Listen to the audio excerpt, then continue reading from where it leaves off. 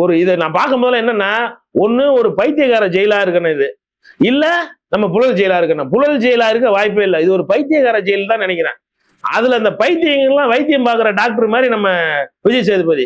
இவர் என்ன நினைச்சிட்டாருன்னா, ஏதோ கொண்டு வந்து சேர்க்கட்டான், நம்ம கூலி வாங்கிட்டோம், அதில் என்ன ஆனது ஆகட்டும், ஏதோ பேசி அடிச்சு விட்டு போவான், நமக்கு தேவை பணம் அப்படின்ற நிலைமை இவர் வந்துட்டாரு. அவர் 2 பேரும் ஆளே உருவமே தெரியாம 2 பேரும் பேசுறான்.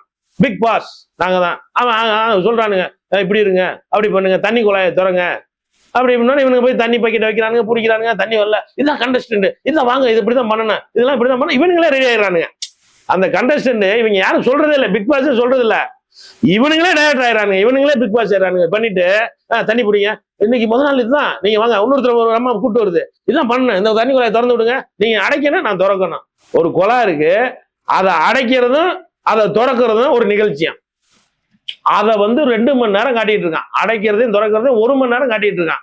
20 பேரை வச்சு குடும்பத்தோட வேலை வெட்டியை விட்டுவிட்டு சாப்ட்வேர் இன்ஜினியரு, டாக்டரு, பெரிய பெரிய வக்கீலு, இந்த நிகழ்ச்சியை பாக்குறவன், பெரிய பெரிய அறிவாளிங்க, பெரிய பெரிய ஜேர்னலிஸ்ட், இவெல்லாம் உட்காந்து பிக் பாஸ் பார்த்துட்டு இருக்கான். ஐயோ, பிக் பாஸ் நடத்துது, அது பெரிய புரோகிராம் அப்படின்னு சொல்லி பார்த்துட்டு இருக்கான்.